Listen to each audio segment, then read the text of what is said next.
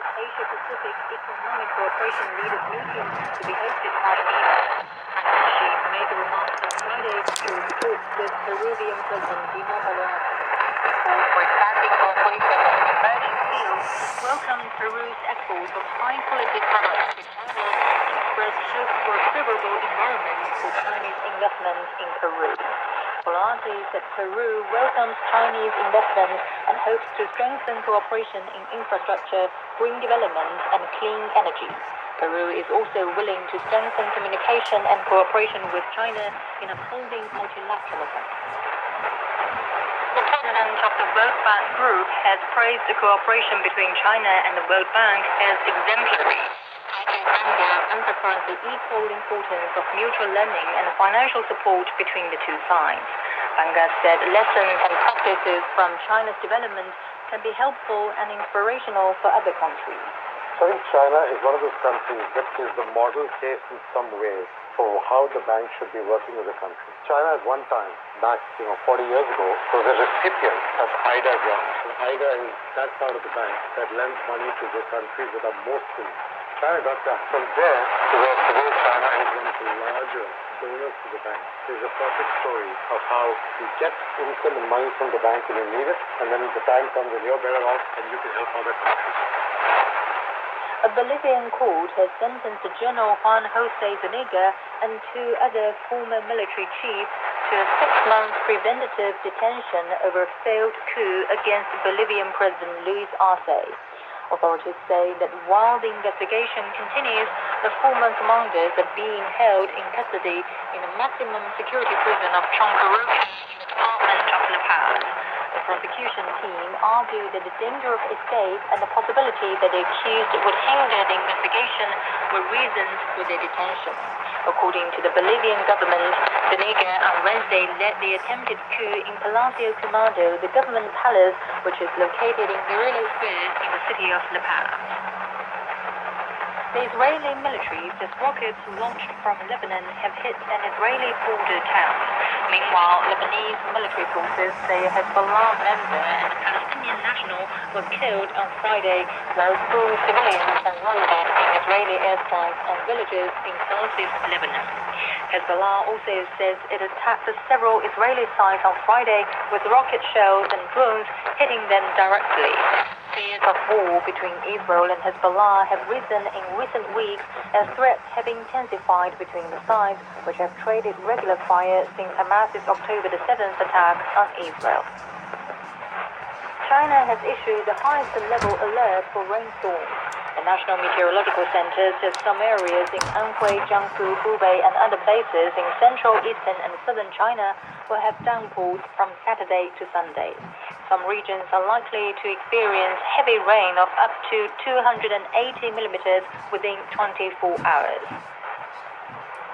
China has launched a new direct air route linking Guangzhou with Istanbul. The journey from Guangzhou to Istanbul takes about 11 hours and the return trip about 10 hours. China Southern Airlines expects more international air routes to be launched or resumed in the near future.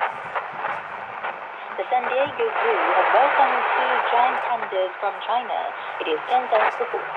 Among the biggest and most popular conservation parks in the United States, the San Diego Zoo has welcomed 2 giant pandas. They're the first to come to the U.S. in more than 20 years. The excitement is in the air, but visitors have to wait for at least a month before the fluffy bears acclimate to their new environment and released from quarantine. Soon to become star attractions at the San Diego Zoo are the 3-year-old female Xinbao and the 4-year-old male Yinchuan, who has a special connection to San Diego, as his mother Zhenzhen was born at the same zoo back in 2007. And that's the news. I'm Tianlu.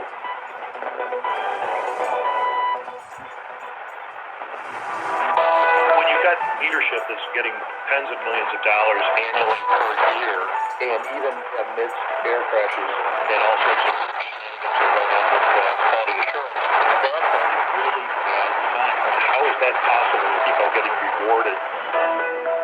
What they need to do is really to do a better job in the thorough check in the last mile quality control, and then to prevent this from reoccurrence. All business entities, they care about the profit, but whether they care about the sustainable profit, that's something that business ethics really inquire. Just as I think Boeing is a microcosm of the American system, it seems that neither can be saved in the sense of going back to its glory days of industrial prowess, technological prowess, exactly because of the corrosive effects of the U.S. capitalist system. Just think about corrosion or rust. Once it eats away metal, no matter how strong and fragile, and can never go back to the way it was. The Chat Lounge. Chat Lounge. Chat Lounge. The Chat Lounge unpacks views and opinions on hot issues in a more casual way. Welcome to the Chat Lounge. I'm Ian. Joining us to discuss the Boeing crisis and its implications are Dr. Liu Baocheng, the director of the Center for International Business Ethics, University of International Business and Economics. Andy Mott, Senior Research Fellow at the Center for China and Globalization, and Edward Lehman, Founder and Managing Director of China-based law firm Lehman Lee and Shi. It's great to have you all back on the chat. American aviation giant Boeing may face criminal charges. U.S. prosecutors have recommended to the Department of Justice. I guess you all have to travel a lot for business, right? So first of all, can we have a mini poll? Has Boeing's scandal affected your choice of means of travel to any extent? Shall we start with Johnson? I'm a frequent flyer. I used to be Very much voted in taking an airplane because I always consider more direct flight and convenience as the first priority, but right now, since the two biggest scandals that took place was the 737 MAX, I really is getting more alert, and also people around me also give me the constant warning that do not take the Boeing. And so now it is really something serious speculation. So because continually you found problem with the MAX, and with all the tough investigation and former charges, and they still have their door getting ripped off in the mid-air, and now particularly following the hearing of the CEO with the Congress, you feel that he's doing everything perfect, and it seems to be inevitable, although in actuality they have a lot more problems, a lot more communication problems, and more importantly, a lot more quality control problems. But it seems that they have been hiding it, and there is a high danger in the corporate culture. So that's something that's rather scary to many of those flyers. Right. We'll dive deeper into things like the corporate culture later on. But Andy, what about you? Well, Tuyun, I lived in Seattle for a number of years, and Boeing, of course, was headquartered there and still has significant manufacturing operations. So I know people that have worked at Boeing and still work at Boeing.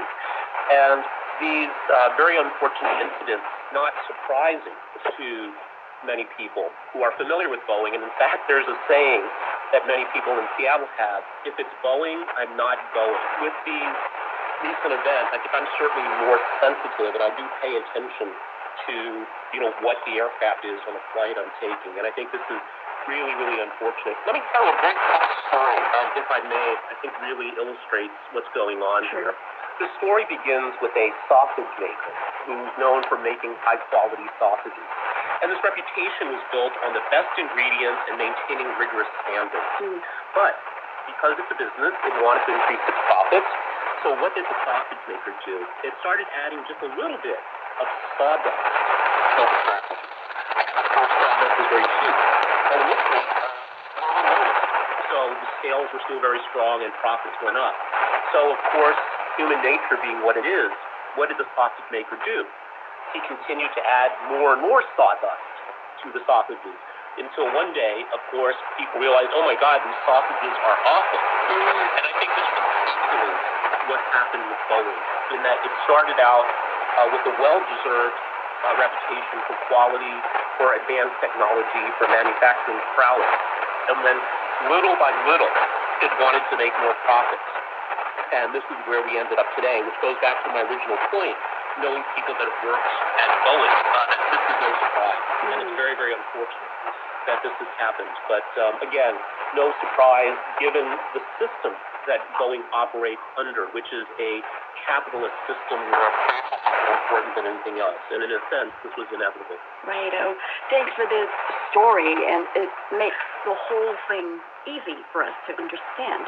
Actually, as a matter of fact, I think Andy really pinpointed a very important issue in the social psychological issue where people are trying to take advantage of their reputation because they thought reputation is no more than another type of commodity, and so therefore they trade the integrity for profitability. And there is a critical point where people could really tolerate it anymore, and the sort of gambling over the reputation, over the sort of opportunism, and really bring a downfall. And some are taking such a sort of gambling problem. So now Boeing is one. I believe there could be more manufacturers, particularly now when they face a backlash in the order to be filled, and they feel that, okay, why don't I take more chances? So this is really the problem for Boeing, and I think this is really also providing a very important lesson. So many of those companies will operate continually on this manner. Well, maybe they're up there on the top spot for too long, and things are too crazy for them in the past. Now, Ed is with us. Ed, you're about in time to comment on the first mini probe. Has this Boeing scandal affected your choice of means of travel? Well, certainly it has for me personally. When I was growing up in America, I never even thought, I guess it was Boeing or McDonnell Douglas or any number of flights that were being supplied by the American consumer. And the one thing that marked a big difference when I moved to China was Chinese always knew who the aircraft manufacturer was, whether it was Tupolev, this is a long time ago, or another maker, Airbus or somebody else. And so I kind of became more Chinese style, if you will, after living here for a while. And now it's kind of gone on overdrive and steroids. Certainly the 737 MAX crashes and groundings, that happened in 2018 in the Ethiopian Airlines flight 302 and March 2019 involving the 737 MAX, resulted in 346 lives. It's not just the numbers of lives, but it's also combined with a number of the things that the guests have been talking about. I'm from Chicago, which is where Boeing, relocated their corporate headquarters from Washington State, and I think we have a saying in Chicago or in Illinois: every 7 minutes someone leaves Illinois for good. And so it's, I think that it kind of is indicative of the leadership going to Chicago and then having these issues, and maybe that's not a great place to be either. So to answer your question, yeah, it does affect me personally in the way that I travel. I think that one of the things that may or may not have been discussed is the fact that, Boeing is one of the largest defense industry contractors for the United States, and therefore one of the largest in the world. And they've got this kind of crazy backstop, which is the Department of Defense and all of its, NSA and all these other offshoots that may or may not be using their materials or their delivery system or whatever that might be. And so it's different than talking about Bud Light making choices and advertising. These are kind of life and death decisions. Well, not that beer is not important, don't get me wrong, but this is kind of a very special situation with regards to Boeing. And for years, they've kind of been like Teflon because they have the backing of the United States and full faith and credit from the United States government. But I think that things have gotten very out of control, and I'm not sure that's going to help them as much as it did in the past. Now, Boeing has got the potential of facing criminal charges, but under a deal reached in 2020, I think, prosecutors should ask the court to drop a criminal charge after 3 years if the company abides by stipulations set out in the deferred prosecution agreement, apart from paying a $2.5 billion settlement. So, Andy, I think you've been watching the whole thing very closely. Can you give us a an idea what prompted the change? Well, honestly, I'm a little bit cynical about this because I think these criminal charges that may be brought, as I understand it, are only against the corporation, not against any particular individual. So will they hold any executives accountable? As I understand it, no at this point. So, in fact, who will pay the price for this will be Boeing shareholders. So the fact that they may bring criminal charges against the corporation but not individuals, in a sense, is dodging some of the responsibility here for what has happened. The other point I want to respond to, I think Boeing is not just part of a civil aviation duopoly with Airbus, and now, of course, with China's C919 will see a third major entrant into the marketplace, but it is a crucial U.S. military contractor, and because of this, I think it makes Boeing, in a sense, too big to fail. So we go back to the great financial crisis, where there were a small number of U.S. banks that were seen as systemically important, and no matter how blatant or egregious their behavior was, or even how criminal their behavior was, they could not be made to suffer a just penalty because the damage it would have caused to the U.S. financial system was just too great. And I think similarly with Boeing, because it is so central to the military-industrial congressional complex, that in a sense they will be let off. And some of this is just for show, because we mustn't forget many people died because of, you could call it, Boeing's malfeasance. And they were at this congressional hearing. So there are very upset people, and we know that American politicians must also candor, or at least appear to care about ordinary people. So I think this is part of the motivation for bringing these criminal charges, but I think the reality is that it will bring little effect, and it's meant to just distract ordinary observers from really just how bad the situation is. What about the director reason? It says they violated, the restraint items identified in the agreement, right? And you and Ed both mentioned that it's unfortunate that the punishment may be just against the company, not on some individual. But if the factor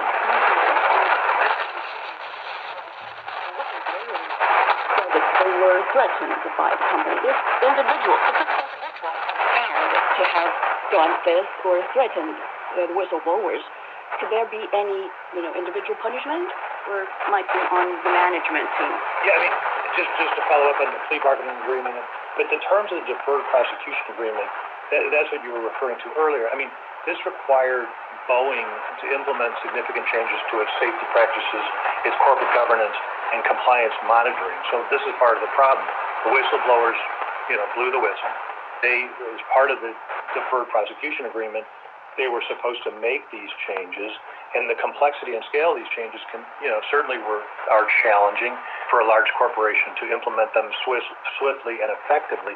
And so I think that's why they didn't meet the timetable. And just sort of to back up a bit, this is a criminal prosecution. The deferred prosecution agreement and some kind of plea bargaining, which we don't have in China with regards to this stuff, says we will mitigate or we will lessen those charges if you can show that this has happened. I think that the reason they didn't do it, because you think, oh, geez, they just have to do this stuff, and then they're not going to be held to criminal charges, or it's going to be deferred, and we're not going to have any criminal charges at all. So the obvious question is, why the heck would they take that approach? And I think that they have a mindset, which is different than most corporations, certainly different than most people, that they don't really have to make those changes. They're going to find wink, wink, nod, nod, because they're part of the industrial military complex, because of their history, because they're very important to the American government. They're going to find a solution, and they don't have to bring stuff forward. Once they bring it forward, the problem to be more litigation cases against them and or more criminal cases against them as individuals, because the CEO may or may not be grossly negligent by what's coming out of those things that they wanted from the deferred prosecution agreement. So I think that in this particular case, we can talk about sort of the cultural resistance that is within the industrial military complex, within these people who've never been said no to in the past, And it's very difficult for them because it's deeply ingrained in corporate culture, especially at Boeing, that one, they have prioritized cost over and schedule over safety and can be slow and difficult in the process. Resistance to this change within the organization hinders the compliance effort. So they're kind of drinking their own Kool-Aid, and they've been doing this for decades. And I think that they're just not mere mortals, they think, and they don't have to make those responses. But it didn't kind of quote unquote go away, and it sort of snowballed and got worse, and continues to get worse, as we've seen in the news. Then, based on your legal knowledge, do you see Boeing as highly likely to be charged with criminal allegations? You know, I think so. I mean, based on what we've seen in the United States, whether, on both sides of the aisle with regards to the situation in the run-up to the presidential campaign. So you've seen people in the Hunter Biden case doing well, that was a special prosecutor. Then you also see state and local levels. And so I think that with Mr. Trump, these are local, city and state level prosecutions that have come forward. So do I think that will come forward? The answer is yes. I think where the whistleblowers are located, they may or may not be forced to consolidate these cases. They put them in, in some way, shape, or form in one particular part, at least in the civil part. But in the criminal part, it can happen because of things. If you look at the Hunter Biden case, he didn't fill out a form correctly, then he is subject to criminal prosecution. While it's technically correct what happened, it's not necessarily normal. His name was John Smith. It would not happen to him. And I think that the Boeing Corporation, I think they've read Stephen Thursday, there's going to be people who are going to be hunting for bear there. The only difference with Boeing is they're both funding both sides of both the red and white politicians. And it's difficult and like you said, there's intimidation and other types of things. These people come forward are extremely brave, and I'm not sure I would have the intestinal fortitude to do that. Although there are very big financial rewards for whistleblowers that have been established, I'm not sure that's even worth it as well. What do you mean financial rewards for the whistleblowers? Well, they get a multiple of anything that's collected in say, in a criminal case or in any of these cases that would be civil cases that would go forward. So if there was penalties, and let's just say, I'm just making the number up for ease, but if there was, $1 billion worth of fines, which is not unimaginable in a case like this, then the whistleblower gets a percentage of that fine. And if there's a whistleblower statute. So there are financial incentives for people to come forward. Even that being said, it's extremely difficult for whistleblowers to do that because it's not just about the money. People in Boeing have been there for generations. There's a culture about Boeing in other corporations as well. I mean, with regards to the banking industry, there have been whistleblowers that have paid up handsomely for the people to do it, but I don't think any of them would do it again, even with the money that I've ever seen interviewed after this whistleblower thing came forward, because of the amount of pressure that they're put under for doing that. This has been the Chat Lounge. When we come back, find out how to fix Boeing's problems.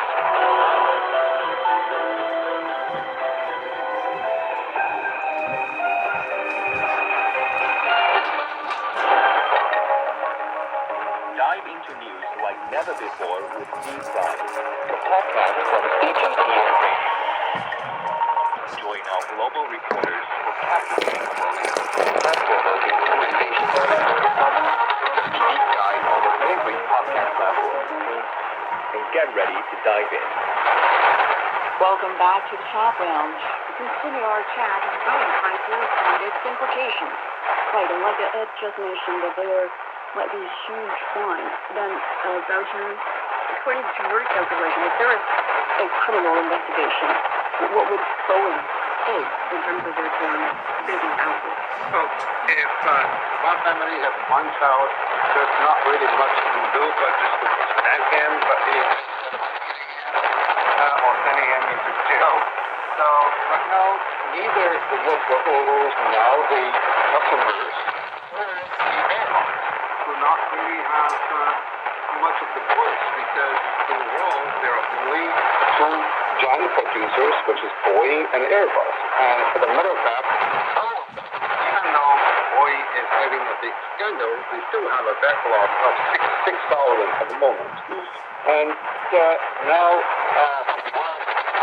industrial and military complex, and they cannot really identify any alternative that can really do a better job. So therefore, there has been sort of leniency over the criminal charges, and there's a settlement.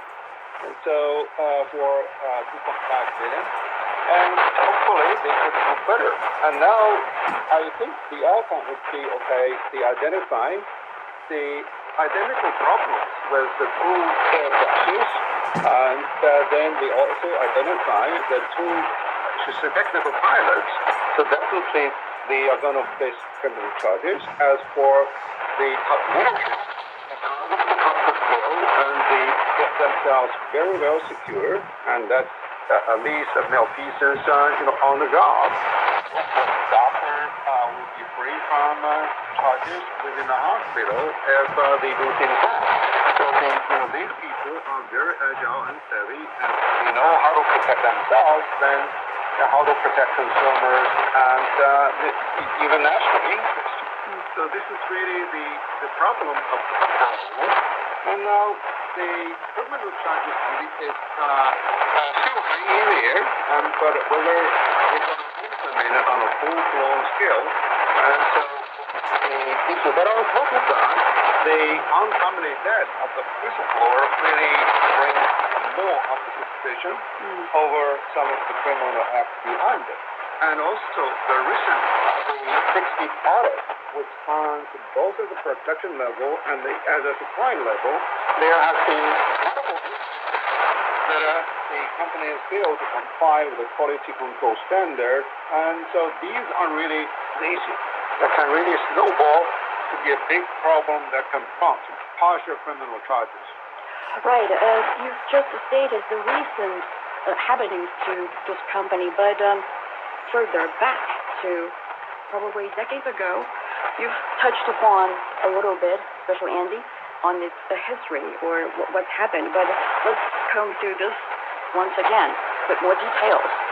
Actually, Boeing didn't come to this stage overnight, like everybody just explained. But when did this whole meltdown begin? Andy, you said you were from Seattle, and then you might know better than us. Well, meaning that Boeing is a microcosm of the American system of capitalism, and we could even call it corrosive capitalism. Right. That Boeing, was founded on exceptional engineering, technological breakthroughs, the ability to manage complex projects to change the world. I mean, think about commercial aviation, right? It really did change the world. But because of the corrosive impact of capitalism as a publicly listed company, they have enormous pressure every quarter to improve earnings, ideally increase their PE multiple as well, so the stock price increases. And as Charlie Munger, Warren Buffett's partner, said, show me the incentives and I'll show you the results, that only executives were rewarded for hitting financial targets. And like the sausage story I told at the beginning of the episode, that, well, we have a little bit of product, we speed up production a little bit, we cut just this one corner here, knowing that this stock price goes up a lot, and everybody's happy. And, this is, I think, parallels the U.S. political system as well, where once upon a time the U.S. built things, vehicles that people use, automobiles, airplanes, etc., but it's become increasingly financial, where smart people work in financial services to figure out how to make derivatives, or I guess it's what Warren Buffett calls the weapons of mass financial destruction. And again, I think this is inevitable. You're right. This is not a one-off. This is not some God, but this is a corrosive process where we're seeing the pivots pop off the airplane one by one, and maybe the airplane from apart in the air. I won't go as far as to say it is for sure falling apart. Right? Because again, I think we have to bear in mind that Boeing is too big to fail because it is so important to the military-industrial congressional complex. So we have to see. Bajel, then, as a professor of business ethics, what's your interpretation? Is that because of the, 3D Wall Street or something like that? All business entities, they care about the profit, they care about sustainable profit. That's something that business ethics really inquire. And they have innovation to be responsible for stockholders. But they also have the responsibility to deal with the expectations of all other stakeholders. And particularly in the aviation industry where stakes is so high and every minor issue can be put on a big spotlight. So therefore, there has to be extra cautious. And people normally law that have heightened legal scrutiny, but without the ethical tenets that is there to be pervasive within the corporate culture and also get them translated into corporate governance merely by compliance. That's really the minimum standard. And at moments, people may feel if you really race to the bottom and chase the bottom line. So right now, Boeing, they started with their success was more of the technological innovation, and they hit on the market, and they build reputation, they build the price within the U.S. government, and then they feel that that's enough, that we can really cash in on this issue, particularly given the airlines are really lining up for new purchase orders, and so therefore they really are there to take chances. And also, the CEOs are paid extremely high, and also they found ways with all the legal means to be covered very safe without criminal cases. Another issue is that they are operation because, right now for airplane they need to source parts in almost every corner of the world, and quality control does become. So another issue is really reporting. It should be proved to be only disclosing after the information. There is even deliberate omissions, particularly with regard to the maneuvering augmentation system, which is called MCAS. And that's really a problem that's really backfired with the two air crashes. So they really wanted to cover, and they also, the worst issue is that they would really calculate some of the criminal charges and even the compensation for people's lives into operational costs. So that's the most toxic part for companies to make sort of cost-benefit analysis in their operation. Boeing CEO at a Senate hearing, he ascribed the problems to the loss of experienced employees during the COVID pandemic. He said, that's very natural. If all leaders would really push down the problem, if they cannot really cover the problem and push down to the bottom level, to the technical level, to act of God, for one second level, to excuse themselves. They claim that everything is possible, and the rest could be, technological advancement limitations. That could be some guides, the right type of training, warning, etc. So that's very natural. But for legal justice, they should really dive deeper into the whole system structure and get those guys who are always full to big chance and trying to get them free on a case of justice. I think that the investigators will do that. So you're saying the loss of veteran employees is not as important as he tried to make it sound like. Yep. Then it's not the first time Boeing has encountered a crisis, right? It was in crisis after the terror attacks in 2001. It fortunately came back to life after Luali became CEO. But wait a second. So my question is, why is always Boeing? It seems we haven't heard of any similar stories happening to Airbus, its competitors. Sure. I think the issue is structural and systemic because when you look at what happened in the pandemic, Boeing did lose a lot of experienced people.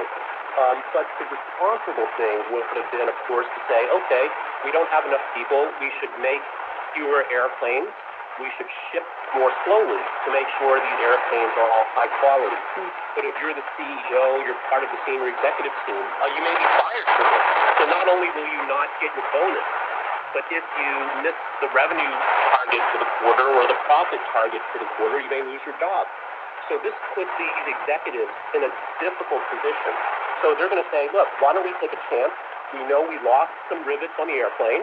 Maybe the plane will fly okay, but it may crash as well, and that's a risk they feel they have no choice to take. And again, I may sound overly sympathetic to the CEO of Boeing, but we also have to recognize these are people too.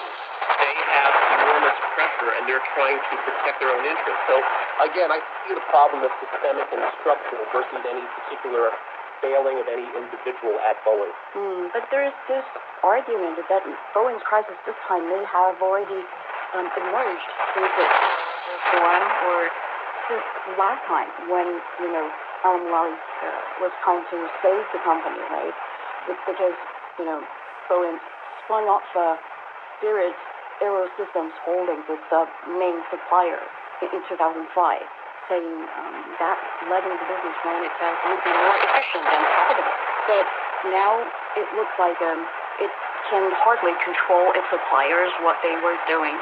So maybe this question to Ed, do you see to any extent that these two crises are intrinsically linked to a certain extent? Sure. I mean, I think they are intrinsically linked. I think that, remember when the plea bargaining agreement was supposed to happen, then Alaska Airlines, happened, and then they probably had to rejigger the stuff that they were going to be able to put forward from that deferred prosecution agreement, and so that became problematic. The other thing to mention is that if they were convicted or are convicted sometime for criminal activities as a corporation, then they will lose, I think 37% of their revenues come from the Department of Defense or the United States government in some way, shape, or form. And so they will lose, I mean, this is what's kind of super heightened, which is they would lose that stream of revenue. 37% would be devastating, and it would be very problematic. When you talk about the last two CEOs, I mean, I think that they were making something like $21 million or thereabouts each, and so you would think that they would have gotten their stuff together based on that kind of output, that kind of leadership under the sort of troubled issues that they were managing. I mean, Airbus, you brought that up earlier, do they not have the same problems? They've got problems, but they seem to have been managing them. Under the old system, and Andy's talked about this a little bit, which is, there was a system put in place. They were under unions. They moved to non-union shops, non-union areas, and as a result, they maybe cut corners, and this led to things being compounded, which have caused their problems on top of, problems about management and a way forward. So this is very, very serious for them, and Andy probably has as well, and I certainly have, is that Boeing was the gold standard with regards to the aviation industry, certainly in the United States, and we thought in the world. And now it's coming apart, and it's becoming not that, but something else. It's becoming the whipping post for the aviation industry. And like Andy mentioned, Boeing is too big to fail, but how to save Boeing? Well, just as I think Boeing is a microcosm of the American system, it seems that neither can be saved in the sense of going back to its glory days of industrial prowess, technological prowess, exactly because of the corrosive effects of the U.S. capitalist system. And I think here we have to draw a contrast. Ed raised a very good question in the United States. And why has an Airbus had similar problems? It's because the role of government, the role of unions is much, much stronger in Europe.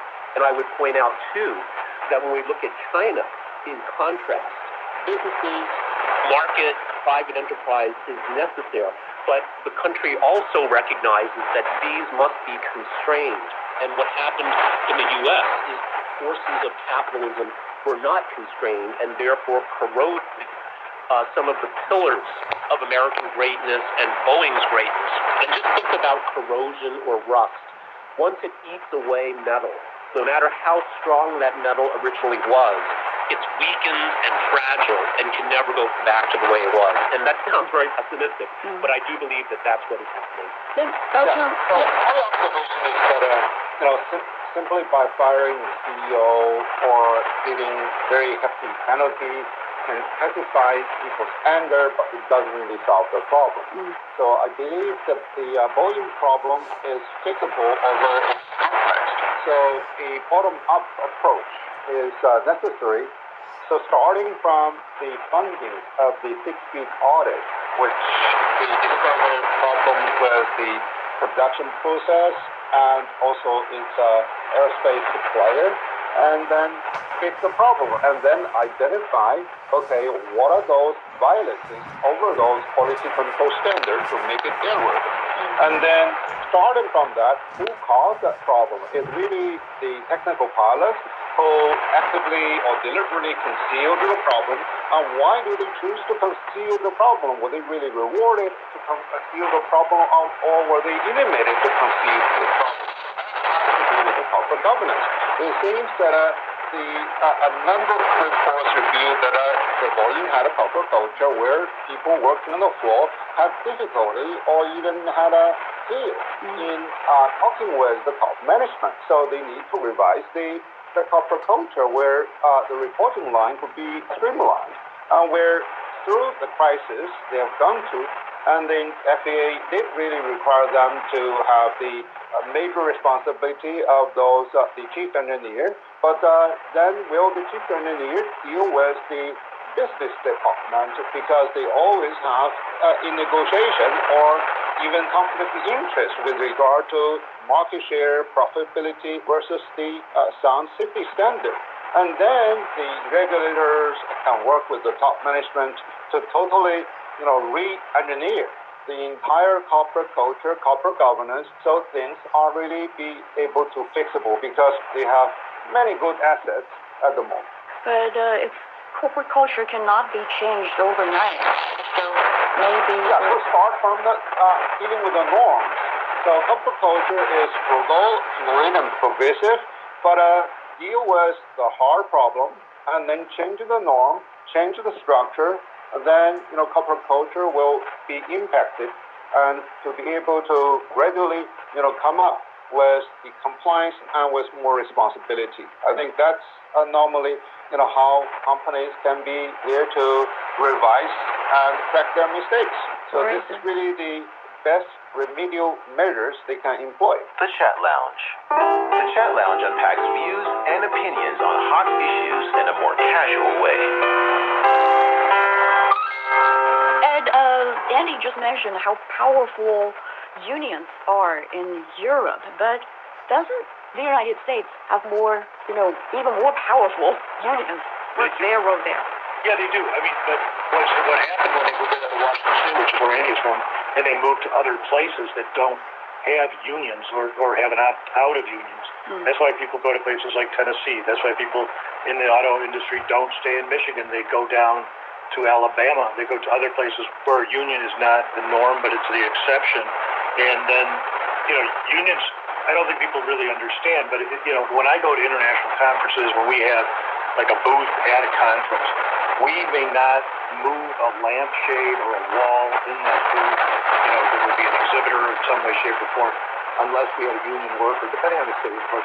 You had to have someone from the electrical union that would actually move that, and that would be a certain amount of money. You have to have someone that would be coming in from, the construction union that would be able to move the wall. You have to get someone from the painting union and those are set wages in order to paint that wall. So it was set up to try to protect people, and now it's become kind of a stumbling block and difficult. So I think that the beginning of all of this was when they were trying to move out of states, because the United States is a big place, different laws, policies, and regulations. They were moving out of union places, and they were moving into places that didn't have unions. When you don't have unions, then they could make those demands on the workforce to move the way that they did, and that caused, what the whistleblowers are saying, accidents. But I don't think people talk first and foremost about unions. I mean, when I was in a truck drivers union as a teenager, when I wanted to participate in the city of Chicago, to be able to be a driver or a helper on a truck, you had to join the Teamsters. And so I did it. I mean, the thing that was nice about it is you got a decent wage. I mean, the thing that was difficult about it, I mean, you're paying money into the union shop to do that. But you're right. I mean, we have in parts of our country very strong unions. In other parts, we don't have unions. And I think that this led to problems with Boeing, and I think these problems may make it a new kind of a Boeing. I mean, what you've seen, and you mentioned it earlier, was that they had consolidated some of the business and they put it into another corporation. And we might see that with regards to Boeing, where they will cap it off. I also think that they probably, and this is kind of alluded to, that they are publicly traded. They might want to come off of the bourse and not have to be accountable every quarter. These CEOs are looking every single month, every single quarter at what is going to be their very short-term profitable goals with regards to the stock. And they should be more interested in safety and quality assurance. They should be more interested in corporate governance and ethics than going quarter by quarter and just looking for the short-term gain, because your financial package as a CEO or as an executive will be compensated. You're not really thinking down the road for the next 50 years, 100 years, or even 10 years. And so that's why I think that this was alluded to earlier, that they continue to make those cost-cutting measures that wind up affecting people's lives and death in this particular situation. Right. So some people suggesting that probably repurchasing Spirit or moving what Boeing has moved out of Seattle back to the city, away from Chicago and back to Seattle. Would that work? Yeah, I mean, being from Chicago myself, I always envision, and even the sports teams out there are named somehow after the airline industry or the manufacturing industry in the area. So how intertwined those two things are. The society and the culture and the approach of people living in Washington State is completely different from the state of Illinois, although both are relatively blue states. And I do think that certainly it didn't do any favors to be in the city of Chicago with regards to the corporation. I do think that they need to be more mindful about being in places where there are union shops, which isn't popular in capitalism. Union shops are not encouraged necessarily. And I understand, back when that was first formed and Eugene Victor Debs and the Socialist Party running for president, that was when things were really awful for workers, but it's become a bit lopsided now. So there has to be this sort of balance. Yeah, I do think that's better for them, certainly. But when you've got, leadership that's getting, tens of millions of dollars annually per year, and even amidst, air crashes and all sorts of shenanigans that are going on with quality assurance, that's a really bad sign. I mean, how is that possible that people are getting rewarded? They should face some sort of penalty to make families whole as individuals, but they're not, and they just think, to a large extent, they're above the law. You see them being questioned by Congress, and their reply, I'm always amazed by it. It comes off as almost psychopathic or non-empathetic for sure, but it's very well rehearsed, and they somehow are able to escape the wrath of Congress from shutting them down completely, and I don't know why that happens. Certainly it would be the lobby effort on behalf of the airline industry, and that's not going to go away anytime in the near future. You're an American and you understand why that happened. So Belgium also has similar feelings there, right? Well, yes, previously we talked about the union issue, and union was really there to care about workers' rights and workers' compensation, but that has little relevance to the quality control issues. And it may really have an indirect impact with regard to the turnover, because more of the veteran workers could really go away without the right type of protection and desired package. However, for Boeing, I think, they start with the technical issue, because they all have a lot of great assets, both tangible and intangible, and they're also leaders in innovation. So what they need to do is really to do a better job in the thorough check in the last mile quality control, and then to prevent this from reoccurrence, they need to have a better control over the outsourcing suppliers. So I think, to go all the way to reinvent the entire U.S. type of system, or to order the capitalist system, which also provides better efficiency and more pros than cons for the growth of the U.S. industry, it's simply to deal with that. The other is that, of course, there has been a lot debate with regard to whether CEOs deserve that type of money, whether the corporate veil needs to be simply pierced by legislation instead of by individual cases. So these are really remain the technical issues that need to be streamlined instead of making the whole issue so pulpy and so overcast with many clouds, and that doesn't really help to understand and solve the problem. You know, we Chinese always try to learn from others' experiences. So, last question: what's the most valuable lesson China, fortunately, aircraft manufacturing sector can learn from Boeing's development? If it's just an American thing, I guess that won't happen in China, right, Bertrand? Yeah, I think you're talking about issues one is in the manufacturing process in which China needs to learn more of the technological innovation dealing with COMAC because they present to be a competitor to the 737 or Airbus, but it still is in an infant stage. By 2028, the estimate annual production is on 150 aircraft. There is no way that they really can compete. So therefore, the successful stories would be something that they really need to learn in terms of the technological advancement, in terms of the market promotion and brand promotion. And then for the lessons, I think, it could be too long a period, and because people do not really have a very good memory, particularly when they are driven by profit. Well, theoretically, China can really pay far greater attention and exercise its latecomer advantage by streamlining all the quality control, quality assurance standard. China doesn't have a strong union either.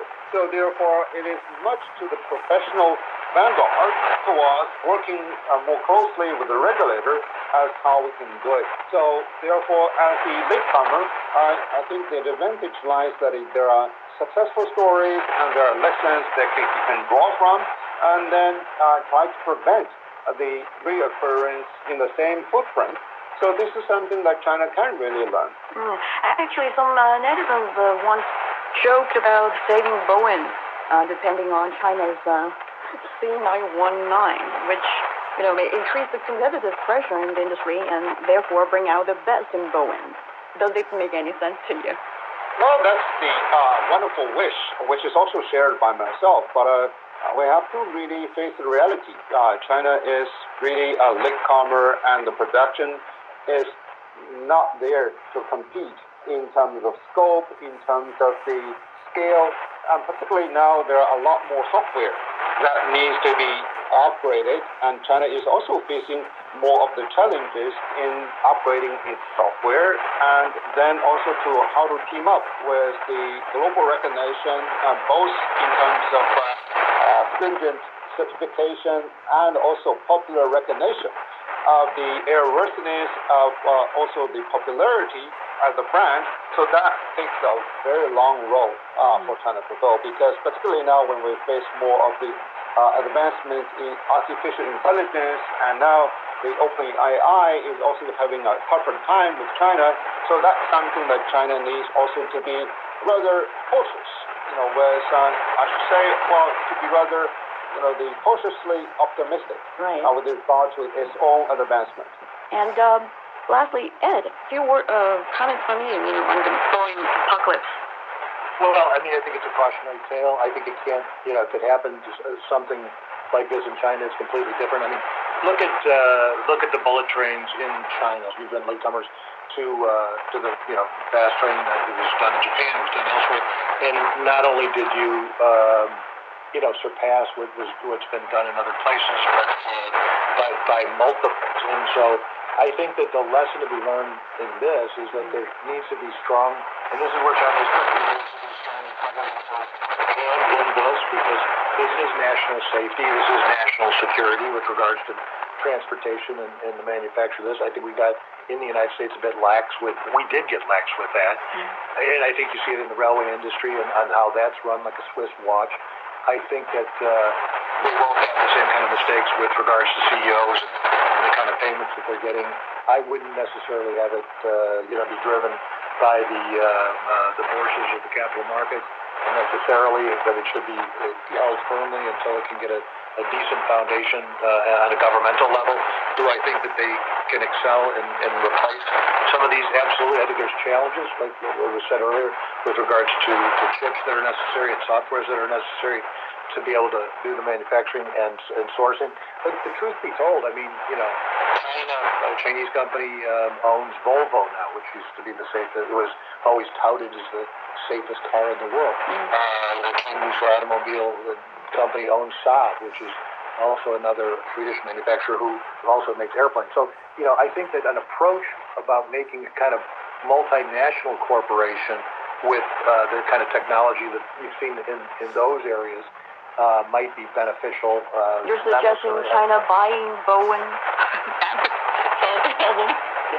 They would have a tough time with that. They might be able to buy the name. I mean, only because it would be a CFIUS. There would be like, oh, we can't take this because this is a national interest for the United States government, which of course it is. But I mean, in the free market, if you were really free, China could buy Boeing and you know, have at it.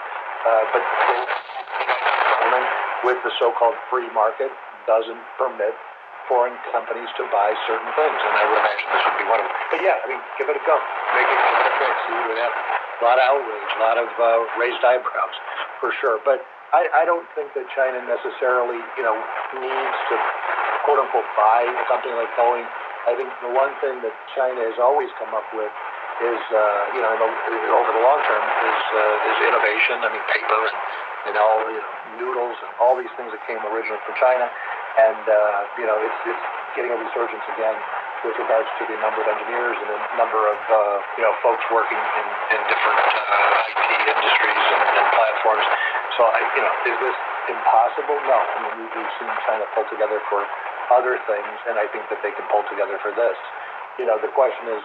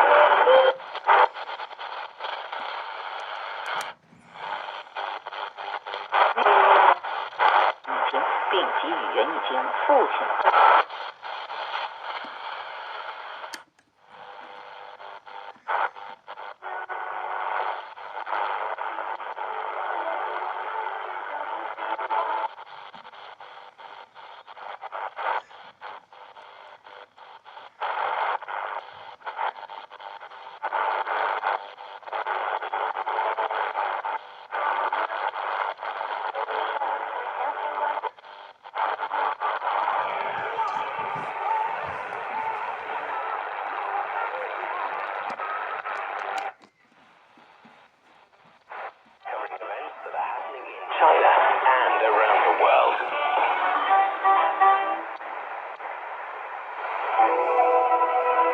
Once upon a time, in a land not so very far away,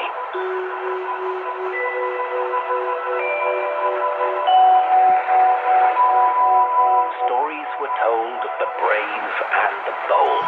The whole court fell silent to hear what the great warrior Mulan might ask for. Of mighty deities and powerful immortals. Immediately, the shimmering skin started to gray before his eyes. Of fated love and love sanctified. In dawn's golden light, Mulan said, Marry me. Of great journeys across fantastical landscapes. So the cat and the mouse climbed on the dog's back, and the dog swam across the broad river. In the company of friends and enemies and unimagined beasts. "There! Good to see you." Of ordinary folk with tantalizing stories to tell. Heroes and heroines all. It's incredible. How did you do that? Tales of sad sacrifice and victories snatched from the jaws of defeat. Stories of the wise, the accomplished, and the quick of mind. 5,000 years of amazing Chinese folk tales. You'll find Chinese Folk Tales Season 3 wherever you discover your favorite